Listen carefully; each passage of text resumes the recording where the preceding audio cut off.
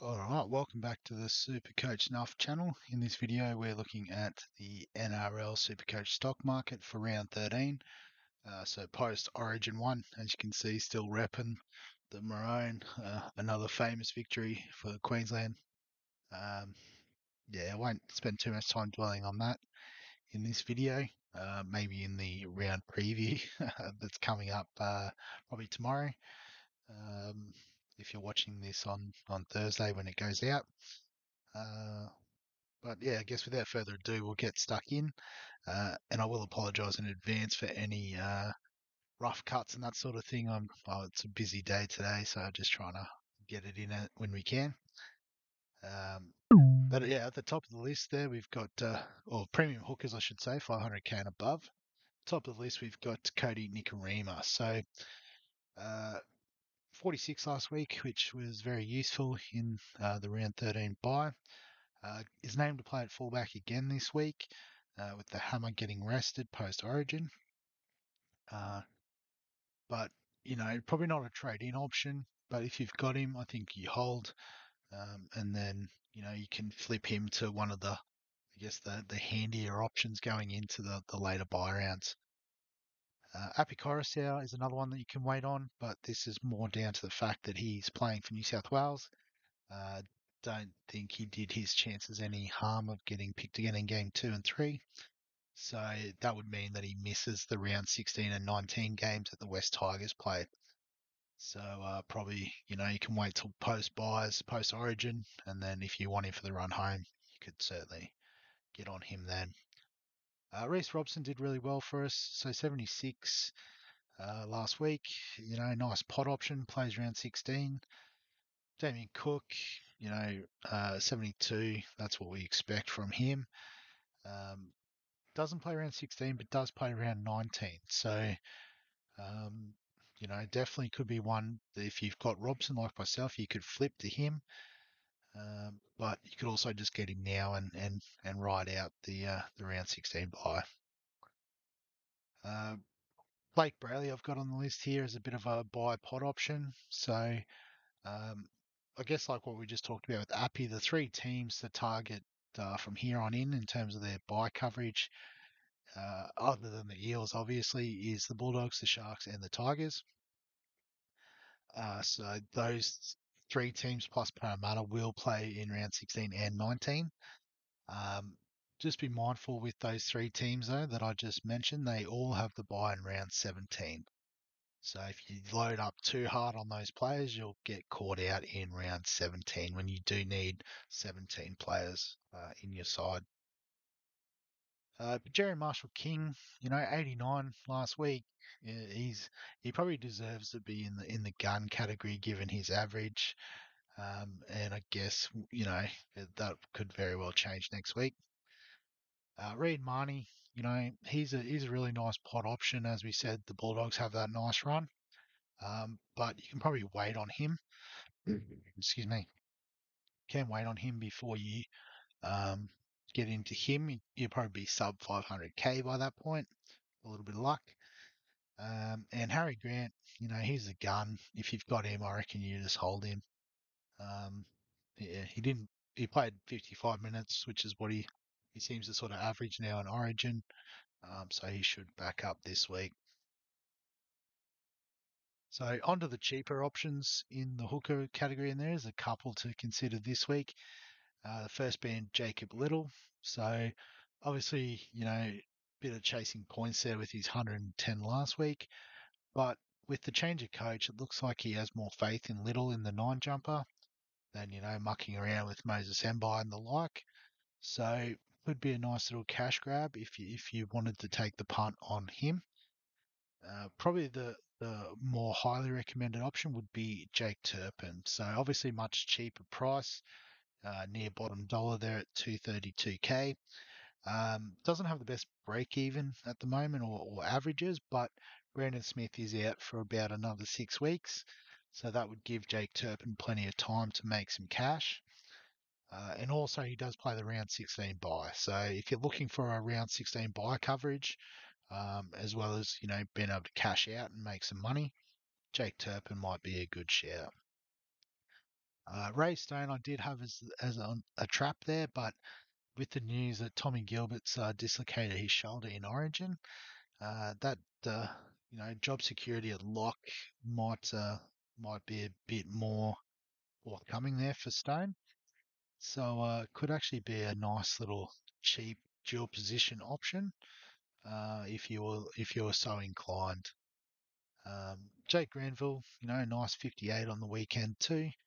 I think we're about getting to the stage where the Cowboys are going to have their full forward pack back and into it.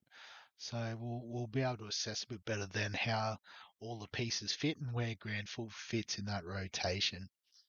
Um, but yeah, we'll guess wait and see on that. His break even's 24, so you certainly can. And Wade Egan, I've got the trap symbol on him. Uh, I guess named to start this week, which might get garner some attention. But it's because Frankie Lussick is out with a HIA. So you'd imagine he'd be back next week, and then they'll revert to Lussick starting, Egan coming off the bench. Also, the Warriors don't play in the round 16 bye, so if you're getting him in now, I don't think that's a good shout. Um, yeah, so I'd avoid Wade Egan. Onto the premium front rowers, so 600k and above. And at the top, we've got Corey Horsburgh. So looked like he was having a great time running out on the edge last week for the Raiders. Caught a bit of that game, and yeah, definitely saw he was getting involved out there. Um, whether he holds that position or not, well, wouldn't have thought so with Hudson Young will come back into the side. Also, doesn't have the round 16 bye, so you could definitely hold. He'll make a bit of money in the next week or two, and then maybe flip him at round 16 if you're looking for an extra number. Big Tino, he's an absolute gun. Um, 3 round average of 89 says it all. So if you've got him, I'd just hold him. Um, Titans don't play round 16 or 19, but that is their only two buys that they have. They've already had their first buy way back in round early doors. I can't remember which one exactly. So it's not the worst shout to get him as a keeper. Joe Tarpany, I've also got the gun symbol on him after 82 on the weekend. His average is starting to slide back to the pack though at 63, so maybe becoming a bit more of a pod option. And yeah, if you've got the money to go from him to like a Tino, that would be a really nice trade, I would have thought. Payne Haas, though, is a gun. Proved it again last night. One of the best for New South Wales, I thought. Averaging 76 for the season. So, yeah, if you've got him, you just lock him away nice and secure. Tohu Harris. So I've got the gun symbol on him. You know, again, he's probably in the same boat as Joe Tarpany. If you wanted to get out of the pick for a round 16 option, you could. Wouldn't be the worst shout in the world. Ruben Cotter, so he was immense last night for Queensland, man of the match. Obviously playing a lot of time on the edge, which ironically he did in his other Origin game. Um, but yeah, just an absolute workhorse. That's why you have him in your team if you've got him. Obviously the lack of buy coverage doesn't help, but you take the rough with the smooth. So yeah, he's definitely one you could have in. Adam Fanua-Blake, so just keeps pumping out scores with the 76 last week. So season average of 72, which obviously compares to Tino and Haas. So yeah, he's a gun. You could potentially hold him for the season. He doesn't play round 16, however. And Jack DeBellin, I guess probably peaked now after he's 54. So if you wanted to chop him, you could, but you could also hold him as a point of difference, dual position option.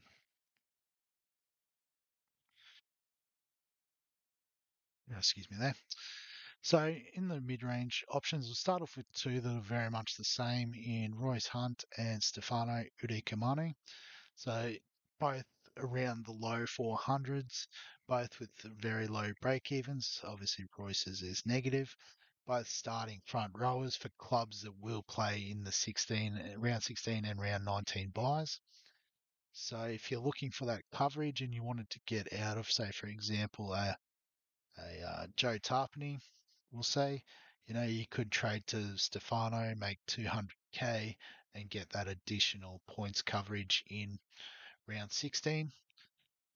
Obviously, probably the averages would suggest that they're not going to score as highly during that time, so you would have to weigh that up in your decision. But one of the, I guess, mid-range options that we're going to pass on is TPJ. His main appeal was the Origin coverage, but being selected to play for New South Wales means that he won't be playing in those rounds.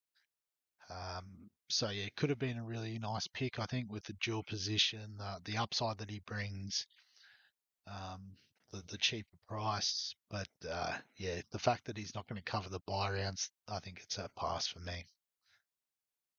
Sele, so he's just chipping along, averaging 40, break even around 40. There's probably a couple of cheaper options we could go down to, or obviously if you've got the cash to upgrade, he's a prime target for that. But also I can understand people holding him because he's a consistent sort of performer. Taniela Paseka on the bye this week, but those that got on were rewarded with 64 points. Excuse me. He does play round 16 as well, so he is definitely worth a hold. Tom Gilbert, though, I think is a cut. I don't know how long he's out with the dislocated shoulder or the expected time. Oh, hang on, go back there a step. But, he won't play in round 16. Might not even play before then, if we're being honest. So, yeah, if you've got him, I think you can get out of him. And around the same price, you could bring in Max King. It also offers dual position, offers that nice buy coverage, dual position. I already said that. Going around in circles here. Apologies. Yeah, we've always talked about him as a nice point of difference in that position. So then on to the cheap options. At the top of this list is Harry Edwards. So despite having the elevated price at 385, I think you could still trade him for like a Hame Sele type. It doesn't offer the dual position yet. Hopefully he gets another start or two in the front row, the back row, so that he does get that in round 18. It is a bit of a gamble, but could well be worth it because when he's on the field, he gets points. And Wiramu Greg, so this was a great return. We got him because he would play in the buy rounds, and we thought, he should get some good minutes with Campbell Gillard missing in action. But probably didn't expect him to get a try and a total of 77 points. So, he's made us at least 150k easily. He's still got a negative break even. Yeah, he's an absolute hold. Definitely wouldn't suggest getting on at this point. I think maybe it's a bit too high, but I suppose if you are going to get on a Royce Hunt or a Stefano at a similar price, might not be the worst shout actually. But out of I guess the four that we're talking about in that group of uh, sort of mid-range-ish front rowers, I think Harry Edwards is the one I would recommend, and the one I have got. I've obviously got Greg as well, but did get him at bottom dollar. I guess a bottom dollar option that you could go with, although not this week, is Fino from Manly. So named to start on the edge last week, got 48 points. I didn't check his minutes if he played the full 80 or not, but 48 points was enough for me to suggest that if he holds that spot in the starting edge, that he could be a nice little money spinner for us, and also would cover the round 16 buy. So definitely one to keep an eye on. The team sheets next week. Lindsay Smith didn't play last week, obviously, because of Origin. He just continues his slow burn, and you'd think guys like Yo and Martin would get rested from time to time. So, he's just going to keep churning out that sort of 40-point average, I think is reasonable. And Tom Haley, he's done his job for us. So if you've got Tom Haley, I think you cut him now. Obviously, if you can reach up to Edwards or Greg, you get on that. Um, if not, you could maybe wait a week. He is named in the 17 this week, so he won't lose cash. And then you could obviously trade for Fino, make some money that way. But on to the second row options at the top of or premium second row options.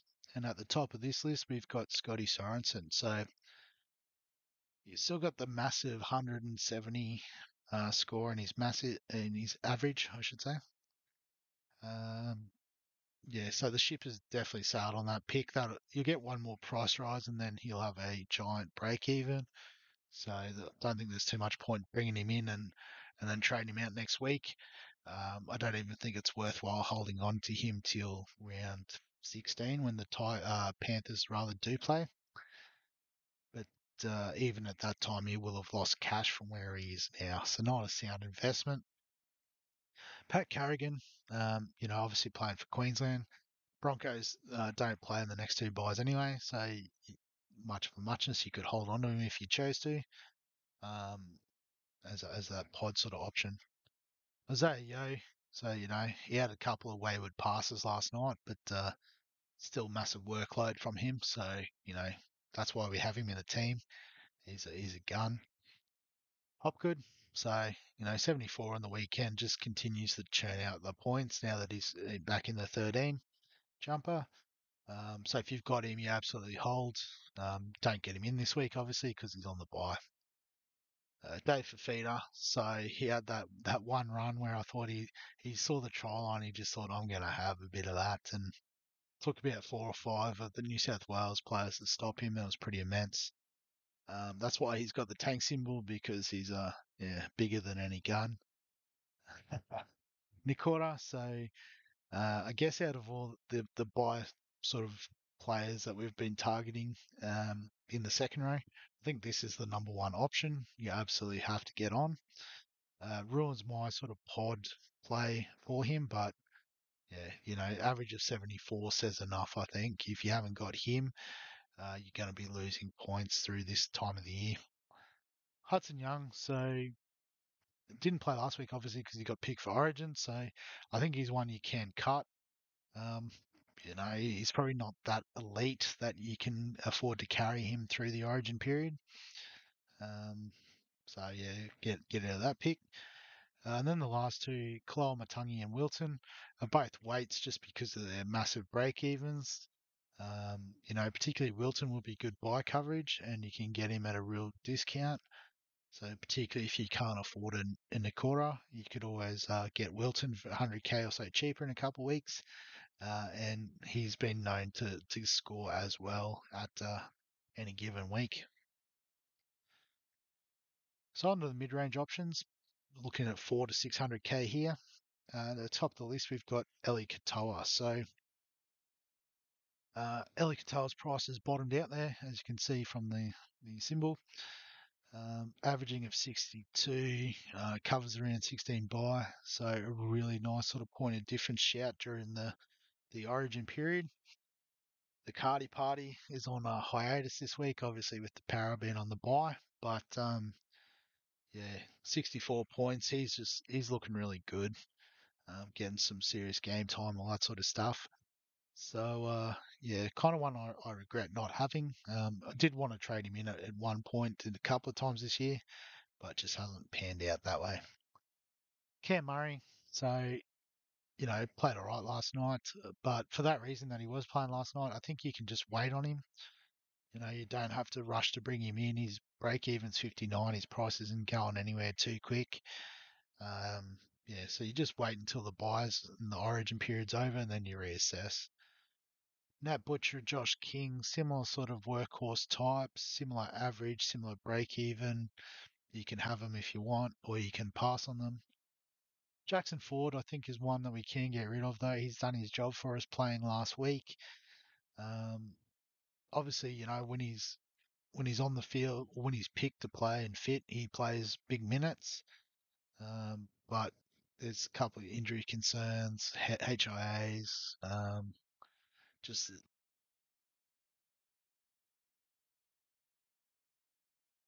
which is my headset has a habit of cutting out after about 20 minutes or so. So I'll try to rush through this as quickly as we can. But as I was saying, Josh Ford is probably a sell. Jacob Preston, if you've managed to hold him this long, I think is a really great hold till the end of the bye period. Again, plays for the Bulldogs. Um, yeah, could even be a season-long keeper. Is your last or your sort of bench second row option. Hylam Lukey, 87 on the weekend, so continuing the roller coaster ride that is Hylam Lukey. As I talked about with Ruben Cotter, no, sorry, Jake Granville earlier. It'll be interesting to see how the Cowboys forward pack shapes up now that everyone is seemingly back and available. Leilua, Nanai, even Taumalolo should be back or thereabouts. So, um, yeah, I'd avoid just for that reason. But if you want to ride the roller coaster, get on board. Tyson Frizzell, I guess a bit like Hudson Young, because he is playing Origin, he is a cut. His main um, sort of benefit was playing last week in round 16, but you can't do that if you're playing in Origin. And he was probably also one of the better players, I thought, for New South Wales. Very threatening on that edge. Lockie Fitzgibbon, so he's sort of got away from people. It wasn't that long ago he was pushing towards 700k, and now he's under 500. So I think if you've got him, it's time to give him the chop. Zach Hosking, so um, you know, his sort of price has reverted back to where it started from almost. So I mean, you could cut him if you want. You could hold him if you're not in a rush or low on trades. But probably one I'd look to definitely try and upgrade if possible. Another Kwatu on the buy this week, but I guess continuing that sort of low patch of form with the 3 round average now of 45. So, if you wanted to upgrade this week, you could. If not, I'd hold him till round 16 and then go from there. So, in terms of the cheapy options in the second row, the cupboard is pretty bare. As you can see, the top of the list there, Josh Schuster, and he's already jumped up about 150k in cash. Negative break even of 31, which is nice. Covers round 16, which is nice, but not really a true downgrade if you think about it. After that, I'm sort of scraped and looked and saw who might be possible options this week. And the two that stood out because of their low break evens and whatnot is Ockenbaugh and Pasami Solo.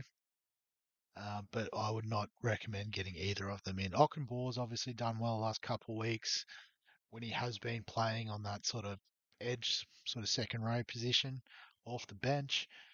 Um, but I guess all it takes is one injury to the outside backs of the Bulldogs, and he's the one that's going to get shuffled out onto the wing.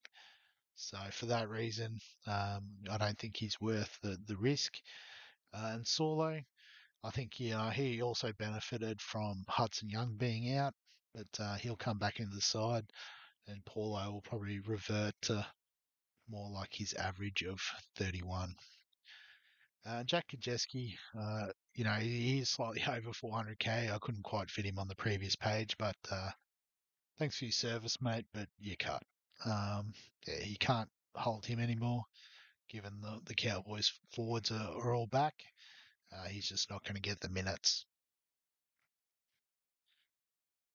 So on to the halfbacks. Mitchell Moses at the top of the list this week, thanks to his 95 last week, leaving him with a 3 round average of 81 and a break even of 15. So, I have been sort of suggesting to stay away from Moses, but I guess when you look at the numbers, it looks like he clearly is the number one alternative to the Cleary and Hines set and forget. In saying that, still not for me, but I can understand people wanting to get on.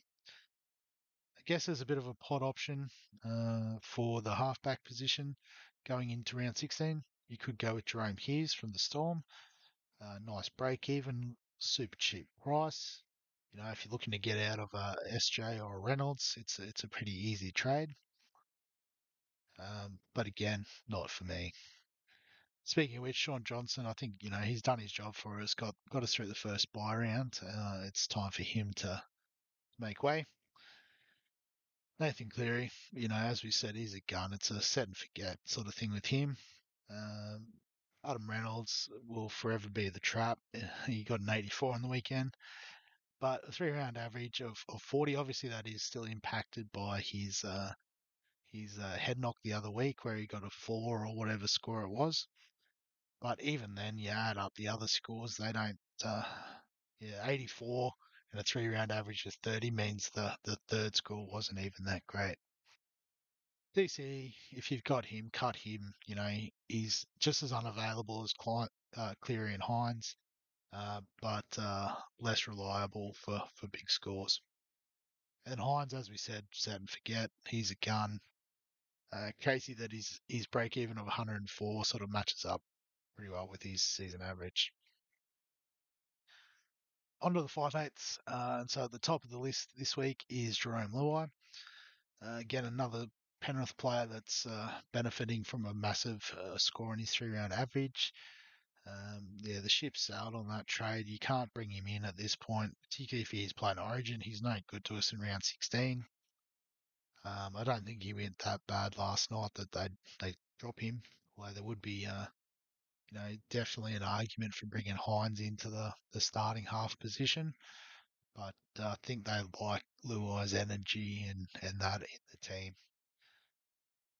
Brandon Wakeham I've got on the list as a bit of a buy pod option if you're looking for a relatively cheap 5/8 that kicks goals.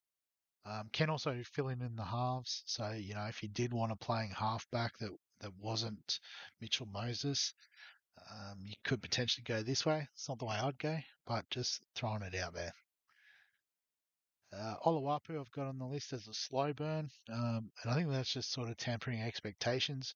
Obviously, being a Bulldogs player, he has supreme buy coverage. I think the coach is going to back him in to start most, if not all, games. And I think he should be playing 80 minutes consistently and going forward. And we'll get some attacking stats as he builds in confidence, but a bit like Isaiah Katoa this year, it'll just take time. So if you did want to, go a bottom dollar cheapy option, he's still pretty close to bottom dollar. And he'll cover the buys and do all that for you. Phoenix Crossland, so nice little hold for those that held through the first buy. The 77, you could continue to hold him through to round 16 buy and then reassess. But definitely benefiting from a lack of hooker options there at the Knights. Matt Burton, so was 18th man for the New South Wales team last night, which means he'll be right to go this week. Potentially, means he's only one player away from getting a start in the side. But obviously offers supreme coverage in 5/8 and halfback through the Origin period. Kalen Ponga and Dylan Brown both on bye this week, both scored well last week. So if you got them, you hold them. Cody Walker, scored a 68, which, wasn't as good as some of the other options, but he's a gun, so we don't stress about that. Isaiah Katoa, so he's up there with Jack Gubjeski for thanks for doing your job, but you cut. He's made 130k, which isn't anything spectacular, but I guess that was always the go with that pick was it was a slow burn, and he's only getting better, so he probably will end up averaging more than 37, but I don't think we can afford to wait around for that. Joey Manu, so named to play 5/8 again this week, back from injury, which is great to see. You could pick him at 5/8. You could also pick him in the centre wing, and he'll do a job in either of those positions. And Cam Munster, he showed his class last night, setting up that try with the hammer to get the Queenslanders back in the lead, and then was duly rewarded with that final try as well. So, bit of a big break. Even if you don't have him, you don't need to get him in straight away. But if you do, I think you can hold him because he is an absolute gun. And then on to the premium centre wing options at 600k and above. And at the top of the list, we've got Siosifa Talakai from the Sharks. So, as we've talked about extensively already, Sharks are one of the teams we want to target. And I think at the moment, Talakai would be the pick if you don't have any of the Sharks backline players, just due to the low break even. Plus, we know his ability to score big. But you can go with any of the back five for the Sharks, and I think they're always a chance of getting attacking returns. Greg Marzu, so one that we let slip from our side, and he rewarded us in kind with 138 last week. Some massive effort from him. Season average of 80 means he should be a serious consideration for most people's, if not all teams. And I guess at 658 isn't the hardest to get to when you consider some of the other options around that price. Jermaine Asako, so I brought him in last week and was rewarded with 100 from him. So with the season average of 78, he's another one that I think we need to concede is an out-and-out gun. So glad I've got him in my side and will continue to hold him for the foreseeable future. Val Holmes, though, is one I've got on the chopping block, mostly due to his origin participation. So while he's available this week, the Cowboys actually have their bye in round 15, so he'll miss the next 2 weeks after this week. So if you haven't already done so, I think now's the time to get out of Val Holmes, because there's definitely players that will outscore him over the next 4 weeks. 3 weeks, I should say. We've already lost round 13. Ruben Garrick is on the bye this week. He scored his 55 last week. You hold on to him. He'll play round 16.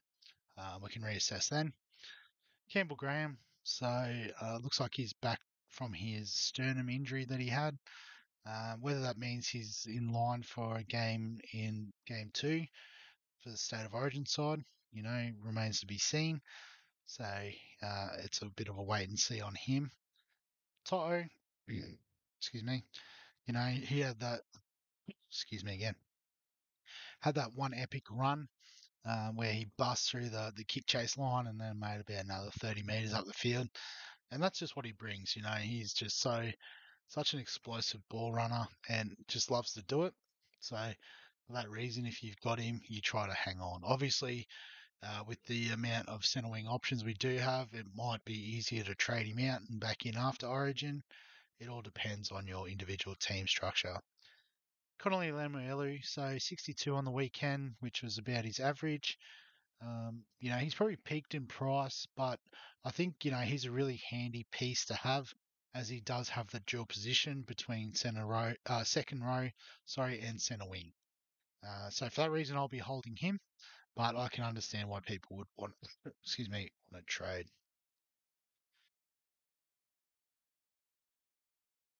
All right, hopefully get that cough out. But I guess on the next page of premiums, and you can see there's a lot on the chopping block here. So Lachlan Miller being the top of that list.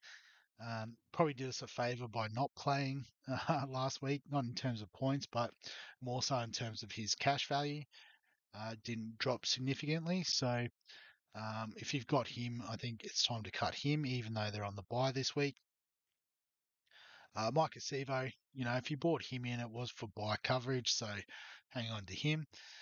Nick Meaney, he's a goal-kicking fullback. We love our goal-kicking fullbacks in the centre wing. So, if you can get him in, don't hesitate. Ewan Aiken, he's one I would cut.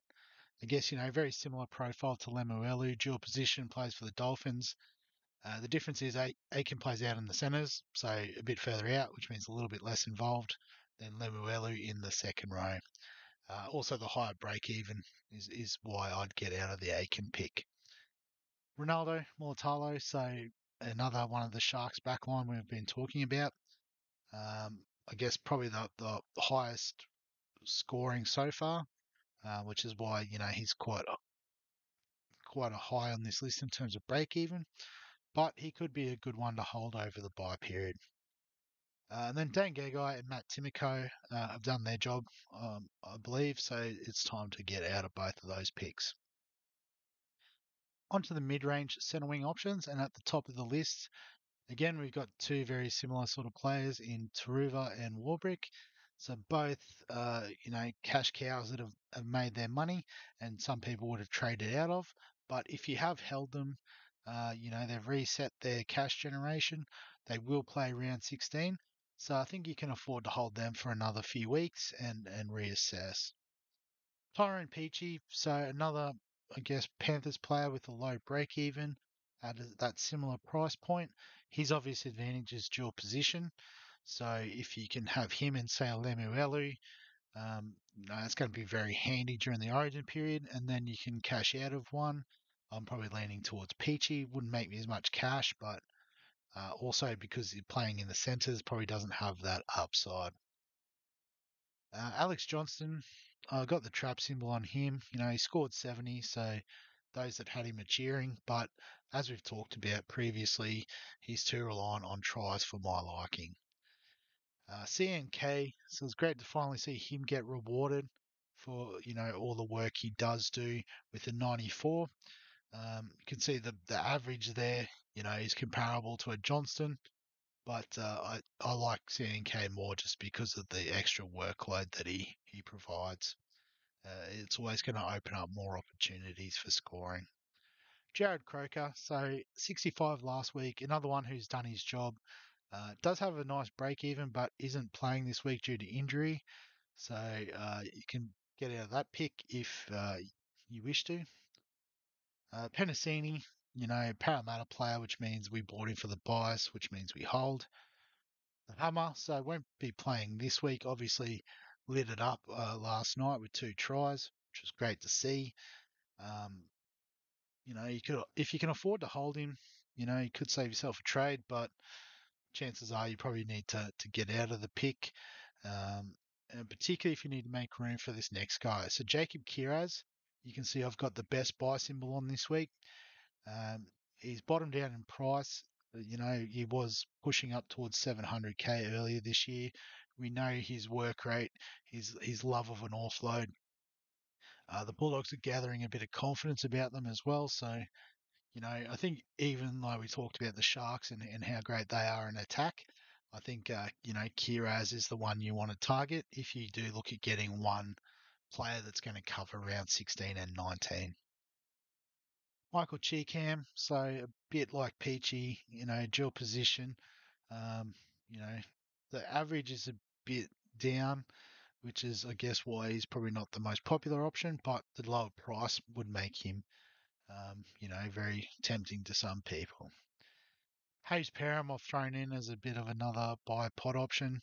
Obviously, Carraz is the number one target at the Bulldogs. You could argue Jake Averillo is a good shout too. But I think after that, Hayes Perham, you could go that way. He's again, like we said, the Bulldogs are looking more confident, and that includes him chiming in into the backline movements. So try assists and stuff will be coming his way. Jack Bird has got an injury, so I think he's one you do have to look at cutting. Into the cheapy options, so less than 400k, and there's a few interesting options this week. They all have their pros and cons. So Valence Tafari is at the top of the list with his break even of negative 35. Bottom dollar cheapie we like. But unfortunately, it has been named on the bench again this week by Wayne Bennett. And as you can see, last week he came on for a little cameo and got us 4 points. So for those that picked him up, hoping that he would get a second game with all the Origin players out, it didn't quite work out that way. Cody Nikorima, for example, got the nod at fullback. And I think, we can expect a bit of this in the coming weeks of quite low scores. But I guess if you are looking for a player that, has that potential for upside, this is the number one pick. But just given the current job role and job security, I'm not sure if it's the best option. The other bottom dollar option on the bubble this week is Blake Wilson from the Bulldogs. So he is named on the wing this week, but Josh Addo-Carr should back up. He wasn't probably the most involved in the New South Wales team. They didn't get him a lot of ball out there on that right edge. Um, So you'd imagine he'd be good to go for Sunday's game against the Roosters, which he would obviously slot back into Wilson's spot.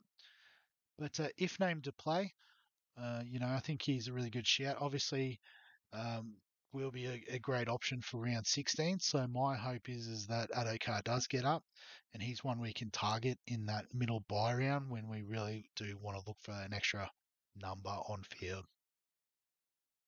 Billy Smith. So I think the ship has sailed on that pick thanks to his lower score in the third game. It's sort of reset his break even a bit.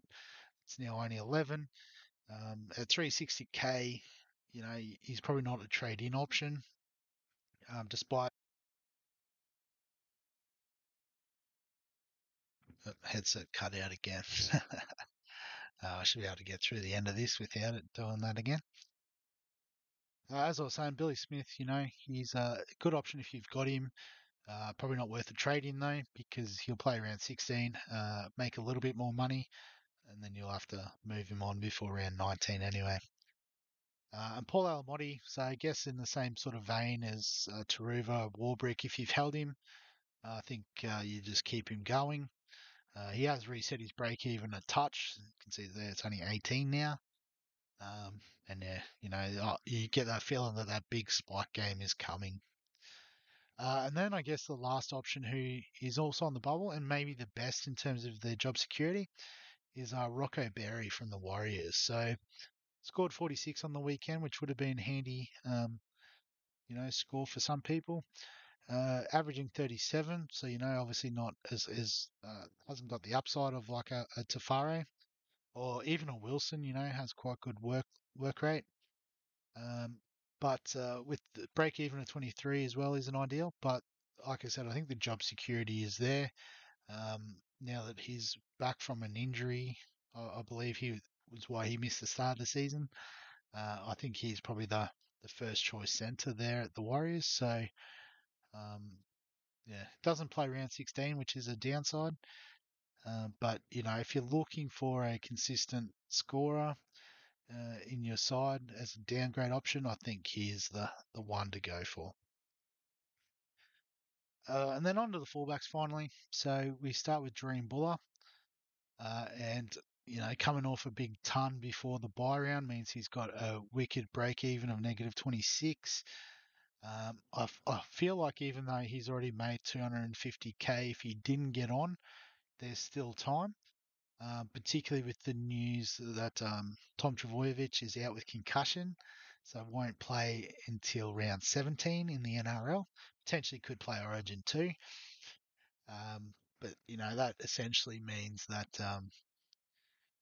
you could downgrade to Buller, get 200k in the bank, which he'll go. You make close to that in the next few weeks. We'll play round 16, which will get you a bonus score on the field. And then you could always go back to Turbo if you want to get on his price rise post round 16. So, yeah, I think if you haven't got Buller, he's definitely one to target. As we said, Tommy Turbo's out for the next two games. So he would have missed this week anyway with the bye, but he'll also now miss round 15 because of the time that the Sea Eagles play. And then round 16, you'd assume he's playing Origin. So, I guess I feel bad. As bad as I feel for him, I do feel fortunate that I did trade him out last week, and that move has paid off big time. Scotty Drinkwater, so mate of mine, I know had him in the side as a bipod option, and he was absolutely cheering with his 117. So congratulations to those owners. Um, he plays round 16 as well, so you keep holding him, and then you reassess after the next Origin. Teddy, I think we can just wait on a bit, similar to Cam Murray before. Uh, his price isn't going to explode. I wouldn't predict in the next few weeks. Might even be some restings and whatnot, depending on how he's feeling. Although he's usually not one to rest, but you just never know. Will Kennedy, so I guess the opposite bipod option. So Drinkwater covered the last round and 16. Will Kennedy will cover 16 and 19, similar to Buller. So, if you go one or the other, I'm definitely on Buller at the moment just because of the extra price, the extra money. But yeah, I could definitely see people getting on Kennedy and reaping the rewards over the next 6 weeks or so. Reece Walsh, so he looked good last night, but obviously because he's now found himself in the Queensland side, you've got to assess whether you want to hang on to him. I guess the advantage is the Broncos were due to have a bye in round 16 and 19 anyway, so you're not missing out on too much if you hold on to Reece Walsh. Clint Gutherson, so scored an 81. Again, sort of a bit of a roller coaster ride. Parramatta there, but supreme buy coverage. So if you've got him, I can't blame you for that. Dylan Edwards, so obviously didn't play last week with the bye, has a high break even, so not a trade in just yet, but definitely one to consider going into the round 16 bye. And Latrell, he's a gun. Won't play this week either because of his calf injury, I believe it is. And probably will dip in price too. So he's probably one we can wait on as well, like Teddy, but he is a gun, so we've got to put some respect on the man's name. So I guess just a bit of a quick summary of the video. I'll try the buy, keep, sell, avoid thing again that I used in round 13. Um, so I guess in terms of who we should buy, so those good players that we might not own, I think Kiraz is number one on the list, absolutely. But also Dream Buller now that Teddy's down. Sorry, Turbo is down. I would highly suggest getting on Buller and getting the cash and the points over the next 6 weeks. In terms of those we're keeping, um, I guess any of those Parramatta, Newcastle, Manly guns that we have. So I've just picked out a couple there. Bryce Cartwright, might not be considered a gun, but very useful piece to keep a hold of over the break. And obviously Greg Marzer, if you've got him, yeah, he's looking like a keeper. So don't do what I did and get out of him so quick. In terms of the sells, I think Isaiah Katoa is the number one on the list. And also Jackson Ford. I could also have added Gajeski on that list. They're probably the big three I would suggest if you've got you need to get out of. Um, and in terms of the avoids, we talked about avoiding TPJ just because he played Origin, so the buy coverage isn't there. And I guess also, avoiding getting back on Teddy to post Origin. Cam Murray's in a similar sort of boat. They are capable of being SuperCoach keepers, but due to their early season form, we've got off them, and we're probably not looking to get back on them anytime soon. So that concludes the stock market video for round 14 of the 2023 season. If you've got any thoughts on the players I've mentioned, or you wanted to shout out anyone I might have missed, feel free to get in the comments and let me know about it. Also, if you do enjoy the content, please like the video and subscribe to the channel. A quick thanks to everyone that has subscribed. We're up to 50 subscribers now, which is absolutely mind melting for me. So thanks to you all. And then other than that, thanks very much. I'll catch you in the next one.